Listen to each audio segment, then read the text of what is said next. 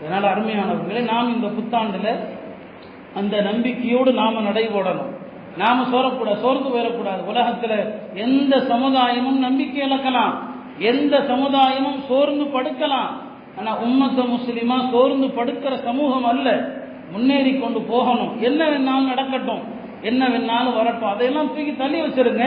நபி அவங்க சொன்ன இந்த அழகான ஒரு ஹதீஸு, கியாமத்தே வரப்போகுது, இது அகாமத்தி ஸாஅ, உலகம் அழிய போகுதுன்னு, ஒரு அரை மணி நேரத்தில் அழிய போகுதுன்னு வச்சுக்கோங்க.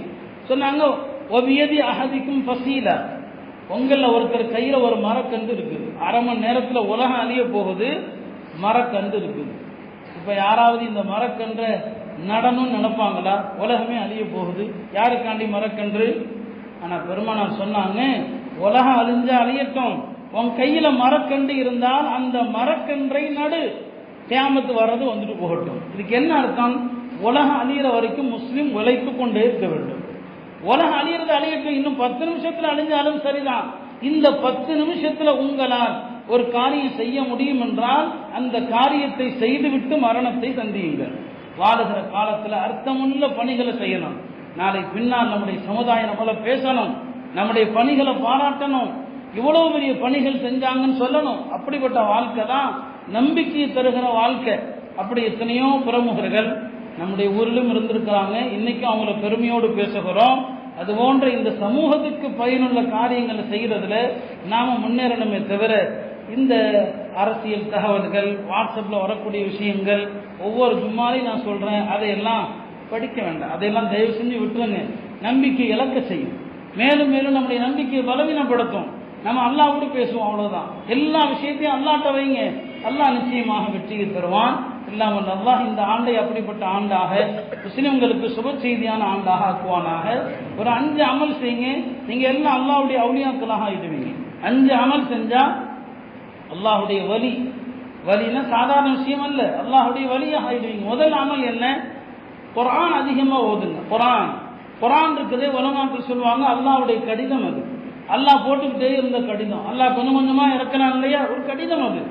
ஒரு மனிதன் தனக்கு விருப்பமான நபர்கள்ட்ட இருந்து ஒரு கடிதமோ ஒரு மெசேஜோ வந்தா அதை திரும்ப திரும்ப பார்ப்பார், திரும்ப திரும்ப படிப்பார்.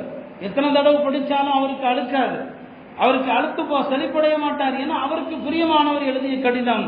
எத்தனையோ கடிதங்களை நம்ம பாதுகாத்திருக்கிறோம். நம்முடைய ஷேகுமார்கள் நமக்கு ஏதாவது ஒரு கடிதம் எழுதி கொடுத்தா அந்த கடிதத்தை பரக்கத்தான் நினைக்கிறோம், அதை விரிச்சு விரிச்சு நாம படிக்கிறோம்.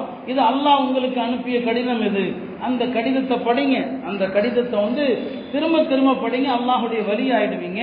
ஒரு சஹாபி இருந்தாரு, அவருடைய பழக்கம் என்னன்னா, அவர் சாதாரணமா என்ன தொழுதாலும் ஃபரதோ நஃபிலோ மற்ற சூறா ஓதுறதுக்கு முன்னால குல் ஹுவல்லாஹ் ஓதிட்டு அப்புறம் தான் வேற சூறா ஓதுவார். அப்படி செய்யலாமா இல்லையா, அது சட்டம் வேற, சட்டம் வேற. அவர் என்ன செய்வாருன்னா, தக்பீர் கட்டி ஃபாத்திஹா ஓதுவாரு, குல் ஹுவல்லாஹ் ஓதுவாரு, அதுக்கப்புறம் வேற சூறா என்ன ஓதணுமோ அதை ஓதிக்குவார். அவர் இமாம தொழுவிச்சாலும் அப்படிதான் செய்வார். சஹாபாக்கள் ஒரு சந்தர்ப்பத்தில் அவர் தலைமையில ஒரு போருக்கு போயிருந்தாங்க. போர்ல அமீர் தான் தொலை வைப்பார். அவர் தொலை வைக்கிறப்ப எல்லாம் குல் ஹுவல்லாஹ் சூறா ஓதிட்டு வேற சூறா ஓதுறார். திரும்பி பெருமானார்ட்ட சொன்னாங்க, யார சொல்லலாம், இவர் குல் ஹுவல்லாஹ் சூறா ஓதிட்டு தான் மற்ற சூறாலாம் ஓதுறாரு அப்படின்னு சொல்லி பெருமானார் கூப்பிட்டு கேட்டாங்க, ஏன்பா நீங்க அப்படி செய்றீங்க? அவர் சொன்ன ஒரே வார்த்தை தான், இதுல என்னுடைய ரப்பாகிய ரஹ்மானை பற்றி இருக்கிறது. அவர் சொன்ன வார்த்தை, என்னுடைய ரப்பு ரஹ்மானை பற்றிய சிஃபத் இருக்கிறது. குல் ஹுவல்லாஹு அஹத் அல்லாஹ் ஸமத். அதனால என்னுடைய ரஹ்மானையும் நேசிக்கிறேன், அவனுடைய தன்மைகளை சுமந்து கொண்டிருக்கிற இந்த சூறாவையும் நான் நேசிக்கிறேன்.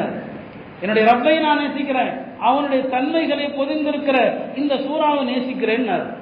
அவர் வாயிலிருந்து வந்த அடுத்த நொடி ஜிப்ரீல் பெருமானார் இடத்துல வர்றாங்க, நபியே அவர்கிட்ட சொல்லுங்க அல்லாஹ் அவரை நேசிக்கிறான்னு சொல்லுங்க. அல்லாஹ் அவரை நேசிக்கிறான், உடனடியாக வருகிறது. அதனால குர்ஆனை ஓதுங்க, அல்லாஹுடைய வலியாக ஆயிடுவீங்க. 2வது விஷயம், அதிகமாக நவாஃபில்கள், அதிகமாக நஃபில்கள் நிறைய சொல்லுங்க. ஒரு 5 அமல் நான் சொல்லணும்னு நினைச்சேன், அதற்கான